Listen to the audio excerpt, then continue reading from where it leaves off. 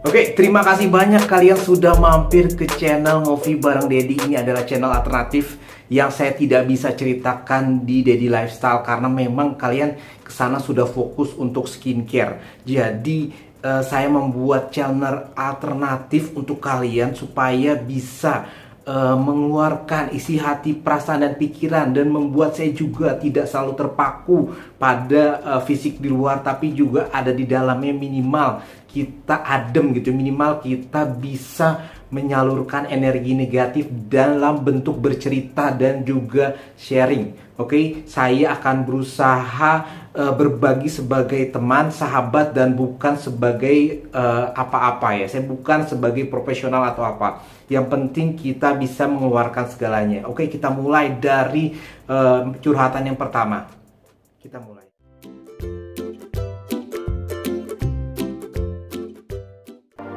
Baik, saya akan mulai dari subscriber saya di Dedi Lifestyle. Ini mbaknya cerita kayak gini. Masalah terberat saya waktu pacaran, dia pergi meninggalkan saya karena ada perempuan lain. Kadang saya bertanya, apa salah saya? Saya sangat sakit hati, Om. Entah harus bagaimana karena saya tipenya sulit yang untuk buka hati lagi. Giliran hati dikecewakan. Pengen cerita banyak sebenarnya. Oke, saya akan bahas masalah ini.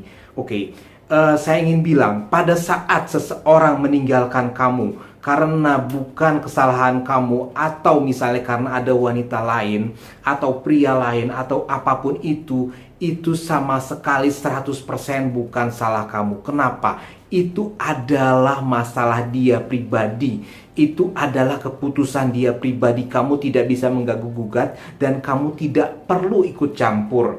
Karena apa? Karena biar dia mau merusak hidup dia, silahkan. Dia mau masuk ke sungai nyemplung sendiri, gak bisa berenang, itu silahkan. Jangan pedulikan saat orang mencelakakan diri sendiri. Saya pengen bilang kayak gini.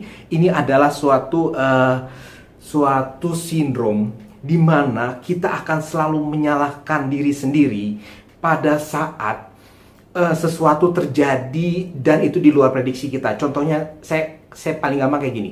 Kalau ada orang yang gagal dalam melamar pekerjaan, dia biasanya selalu berpikir, oh mungkin saya saat wawancara salah ngomong, atau pakaian saya kurang pantas, atau saya kurang baca CV perusahaan. Bukan itu salahnya. Yang jadi salahnya adalah itu karena memang perusahaan mungkin sudah menerima pegawai lain, tapi dia sudah keburu manggil kamu. Atau dalam masalah pacaran, sebenarnya memang dia bukan tipe kamu yang baik hati. Dia memang mungkin tipenya cari yang mungkin perempuan yang kurang baik, atau mungkin dia memang suka dengan hal-hal yang tidak baik. Itu masalah pribadi, masalah akhlak dia. Jadi kamu nggak perlu mencederai diri sendiri untuk orang yang memang bodoh, orang yang memang berdosa atau lain segalanya. Biarkan kamu tetap baik, biarkan kamu menemukan laki-laki yang lebih baik yang lain, dan biarkan kamu mendapatkan emas yang selama ini tersimpan. Dan jangan ambil sampah di depan muka kamu. Oke? Jadi kamu harusnya cukup bersyukur. Oke? Sorry kalau saya salah atau kasar, tapi saya sangat terus terang bahwa memang orang yang tidak baik tidak perlu dipertahankan. Oke? Oke, selanjutnya kita akan bahas dari No Name. Ini dia sangat minta tidak sama sekali dibahas namanya karena dia adalah seorang ibu rumah tangga dan dia mengalami masalah yang sangat berat. Ini kasusnya sangat berat dan dari pengalaman saya ini sangat tidak mudah karena orang yang berumah tangga itu masalahnya selalu antara anak, suami, dan pihak ketiga yang memang membuat jadi bukan biang masalahnya ya. Biasanya justru biang masalahnya pasangannya.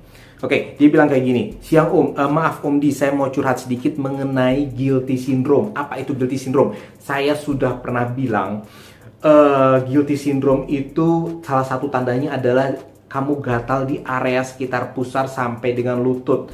Jadi orang yang merasa bersalah itu sangat sering mengalami gangguan di area itu, terutama pada bagian belakang tempat kita duduk. Oke, kamu tahulah bokong ya.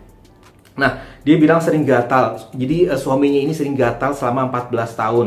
Penyebabnya dia ternyata selingkuh dengan mantan pacarnya. Oh my god, 14 tahun dia selingkuh dengan mantan pacarnya.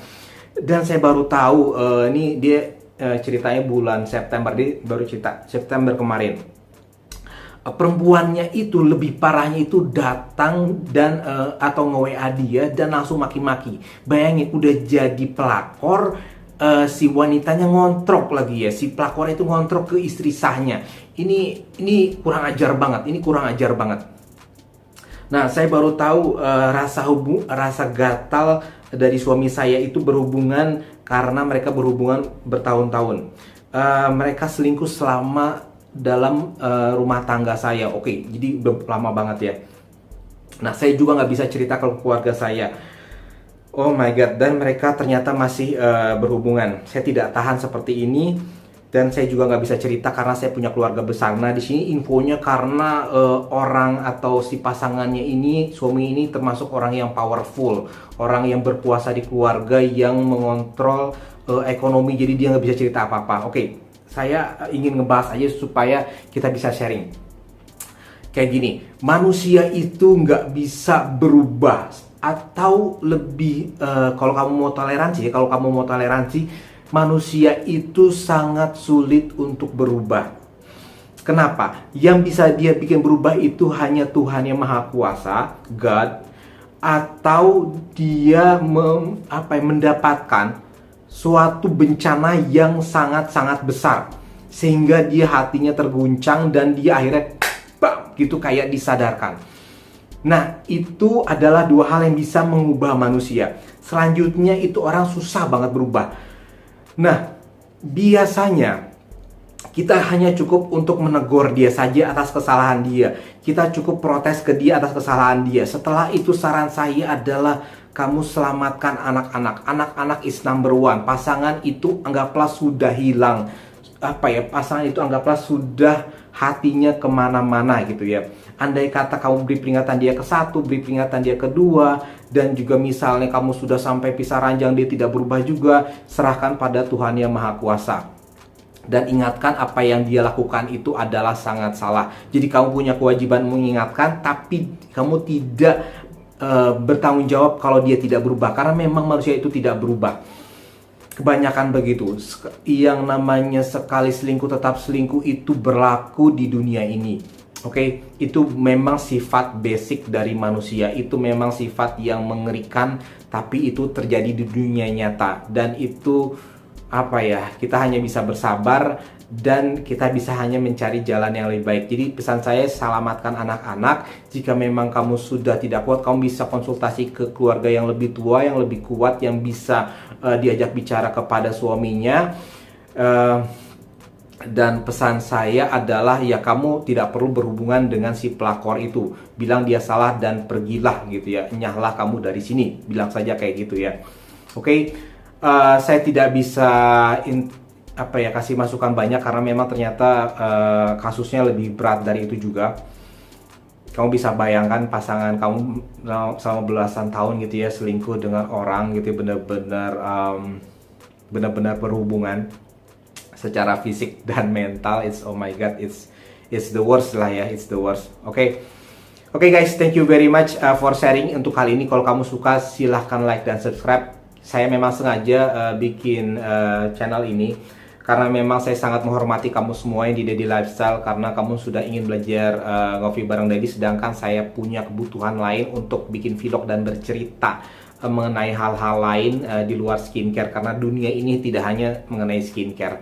Oke, thank you very much, thank you so much. Kamu silahkan komentar, nanti mungkin saya buat Instagram khusus untuk vlog kayak ini. Oke, untuk menerima cerita-cerita kamu ya. Jadi saya sharing, saya juga senang bahagia, kamu juga sharing, kamu juga senang dan bahagia. Itu intinya. Oke, thank you very much, see you next time, bye bye.